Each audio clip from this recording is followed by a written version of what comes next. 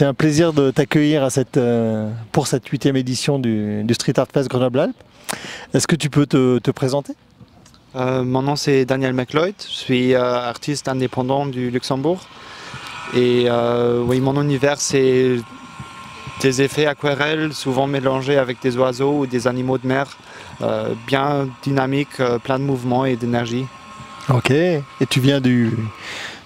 quel âge tu as? Tu viens du graffiti traditionnel? Comment est-ce que tu arrives à... Oui, j'ai commencé la peinture avec tout ce que je trouvais dès mon petit... que j'étais vraiment petit. Et oui, à l'âge de 13-14 ans, j'ai trouvé la bande, l'aérosol comme médium et ça m'est resté. Et oui, maintenant j'ai 27 ans dans un mois. D'accord. Et donc la scène graffiti luxembourgeoise, c'est comment? Elle est vraiment très petite. Le graffiti illégal n'existe pratiquement plus. Et il n'y a pas encore une vraie scène street art. Ça s'est développé dans les 5 années dernières à peu près. Et maintenant ça prend un peu forme. Donc très petite et en train de grandir. Et toi, tu fais vraiment partie de cette première scène? Oui, de la nouvelle génération qui est plutôt vraiment dans la création des fresques, des plus grands murs, mais pas du graffiti old school. Il y a aussi une génération des artistes graffiti plus établis, de l'ancienne génération, disons. Peu à peu, ça prend un peu forme, mais les gens sont quand même encore un peu conservatifs, disons. Si tu parles d'un artiste graffiti, ils ont directement juste le vandale dans la tête et pas l'image que ça peut donner après. Donc, ouais, c'est encore un peu le temps de convaincre les gens. Voilà, mais c'est bien parce que ça fait vraiment partie de cette pédagogie qu'il faut arriver à mettre en place envers le plus grand nombre et faire la démonstration que quand tu parles de street art, si les gens dans la tête ils ont que le graffiti vandale, ils s'imaginent ça et ils disent non je veux pas, et une fois que tu leur as fait la démonstration que ça peut être des œuvres comme celle-ci, ils disent ah bon d'accord je veux bien, mais c'est un process qui est un peu long mais qui va très vite aussi, surtout si tu arrives à mettre ce type d'œuvre dans le centre-ville où tout le monde voit ça, et c'est ça le challenge, c'est d'arriver à convaincre les politiques que les œuvres peuvent prendre lieu et place dans les centres-villes. Donc il faut que tu arrives à mettre ça en place peut-être. Oui, on est en train. Ouais, super. Peut-être que tu peux nous parler un peu de ton travail. Tu as déjà expliqué un peu que tu travaillais, tu as défini ton travail, un esprit aquarelle et des sujets d'animaux.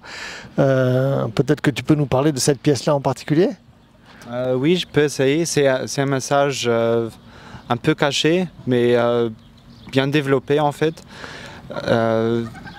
Comment elle s'appelle déjà cette œuvre? C'est l'accueil nourrissant. Donc la fleur qui nourrit l'oiseau, et en même temps l'oiseau il aide la fleur à distribuer son pollen. Et en fait c'est une symbiose qui est créée en bien accueillant l'oiseau, et ça symbolise un peu l'accueil des peuples, des réfugiés, mais aussi des différentes cultures qui se mélangent et qui se mixent. Oui, c'est un peu ça le message. D'accord, donc c'est un message de bienveillance et de mixité, et de fait de dire qu'on se nourrit les uns les autres.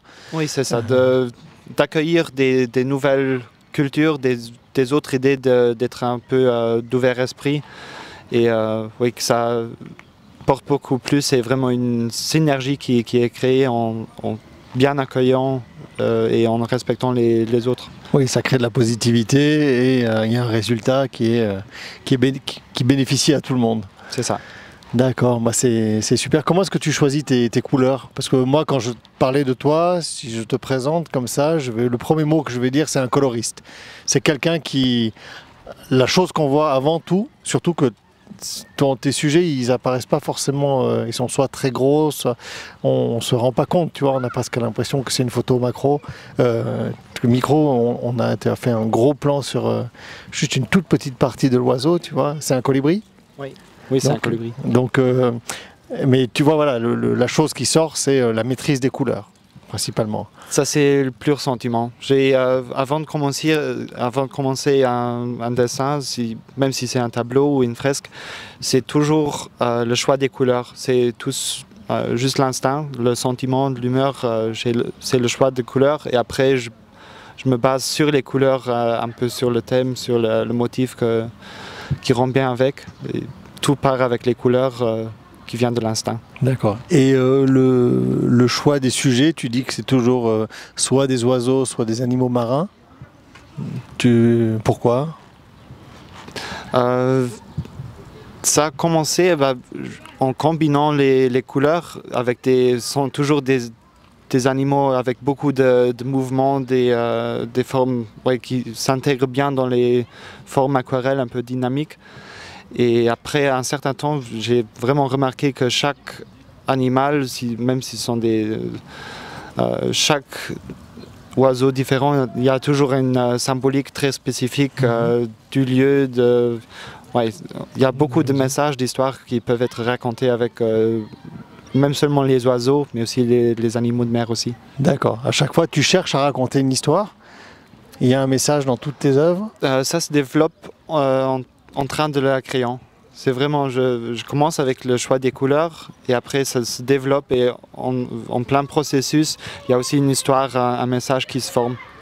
Super. Et alors, est-ce qu'il y a un message dans cette œuvre-là, en plus de ce que tu nous as dit, hein, que cet échange positif en accueillant avec bienveillance l'individu ou l'autre, on va dire? Oui, surtout avec les couleurs, ici, je voulais vraiment souligner cette énergie positive qui est créée en mélangeant les cultures, de rencontrer l'autre. Et ici, j'ai pris l'exemple aussi des immigrants, des réfugiés, avec les différentes tâches dans les gouttes aquarelles. Ils sont beaucoup des parties de frontières des pays avec des crises, soit économiques ou des guerres. Et oui, ça aussi, c'est un message un peu caché. Ouais, c'est super parce que tu dis que tu montres ces sortes de frontières ou de lignes de frontières, mais qui sont la partie positive en fait. C'est pas la ligne de front, c'est la ligne où il y a l'accueil justement des réfugiés, donc où la mixité se fait.